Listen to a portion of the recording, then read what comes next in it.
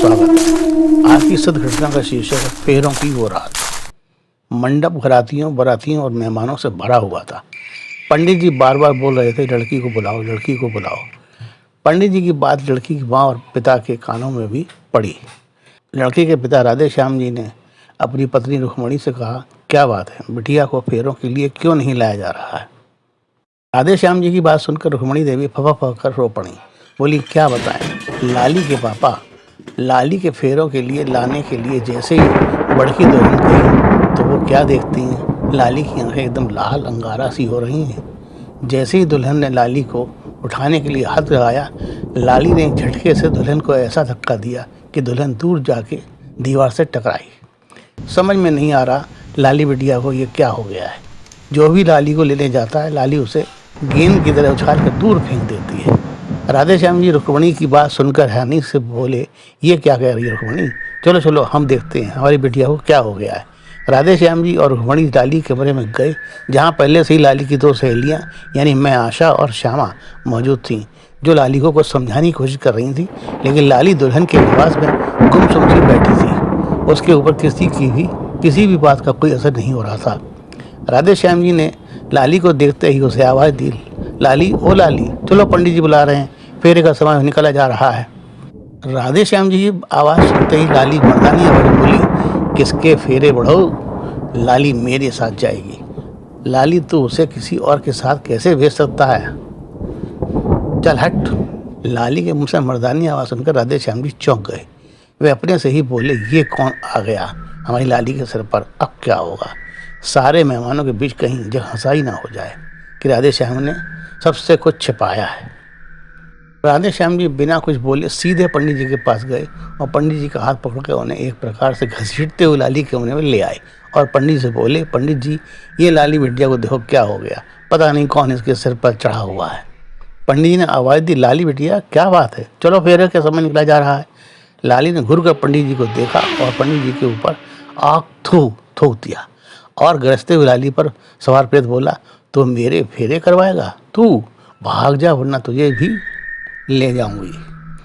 पंडित जी लाली के सिर पर सवार प्रेत की आवाज़ सुनकर बोले, अच्छा तो ये बात है, तू मुझे भी ले जाएगा? अब देखता हूँ कौन किसको ले जाता है। पंडित जी दौड़ते हुए बाहर मंडप के पास गए और वहाँ रखे अपने थैले को उठाकर पुनः भागते हुए लाली के पास आए। पंडित जी ने अपने थैले से कोई चीज़ निकाली और लाली के माथे पर एक झटके में लगा दी।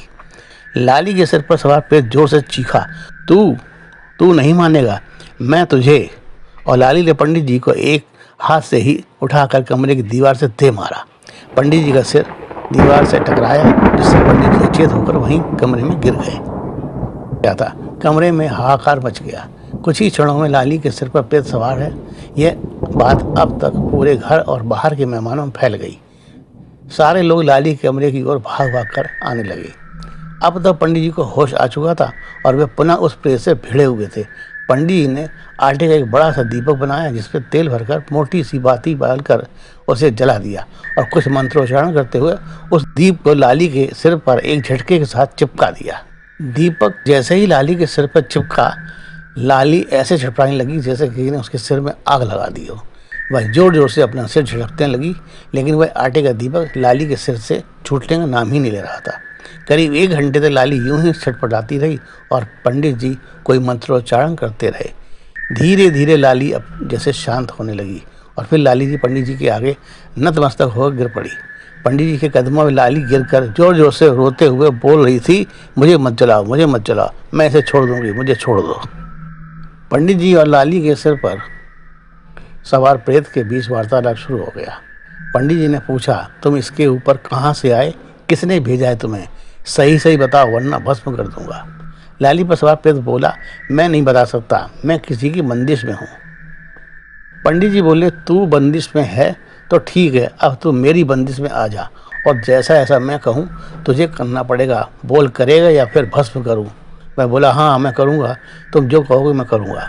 पंडित जी ने सामने रखे पानी के लोटे की ओर इशारा करते हुए कहा, तो आ इस लोटे के अंदर, वरना। वह बोला, हाँ आता हूँ। और फिर लाली के सिर पर चिपके आटे के दिए की लौ उठी और उस पानी के खाली लोटे के भीतर चली गई। जैसे ही वे लौ लोटे के भीतर गई, पंडित जी ने एक तस्तरी से लोटा ढक दिया और लोटे के मुंह और तस्तरी को आटे से सील कर दिया। पंडित जी बोले, लाली बेटा क्या हुआ? लाली ने आंखें खोली और अपने सामने सभी नाते रिश्तेदारों, माताजी पिताजी को खड़े देखा तो वह एकदम से जैसे चौंक गई। वह कांपते हुए बोली, माँ। रुक्मणी देवी ने बेटी लाली को अपने सीने से लगा लिया और बोली, बेटी हमारी तो जान ही निकल गई थी।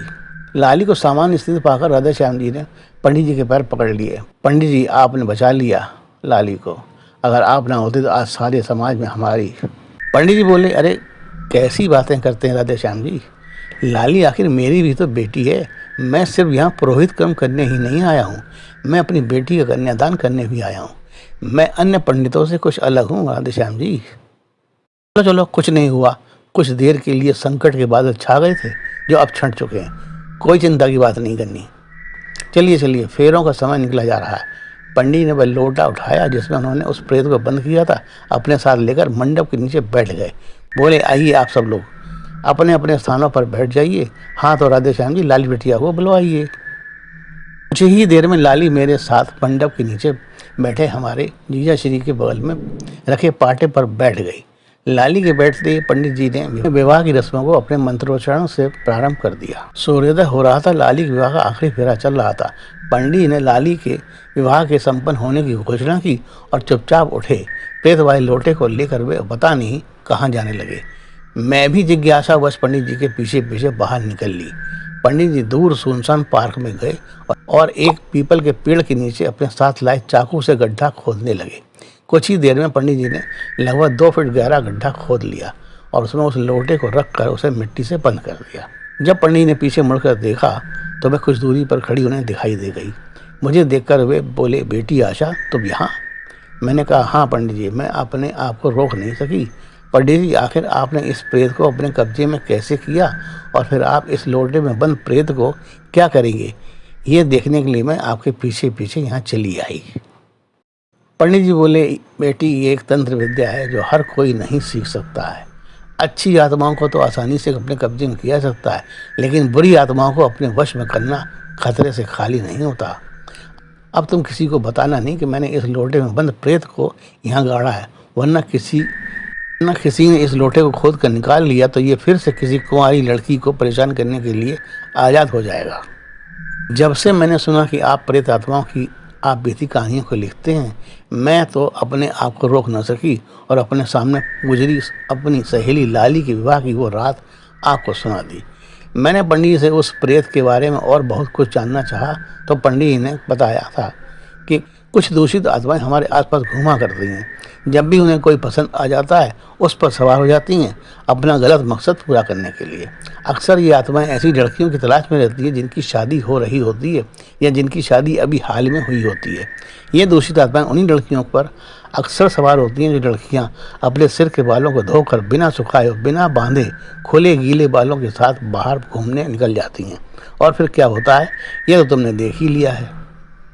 इसलिए मैं आपके माध्यम से अपनी बहनों से अपनी बेटियों से कहना चाहूँगा कि अपने सिर के बालों को धोने के बाद जब तक वे सूख न जाएं बाहर कहीं खुले स्थान पर गीले बालों के साथ न निकलें।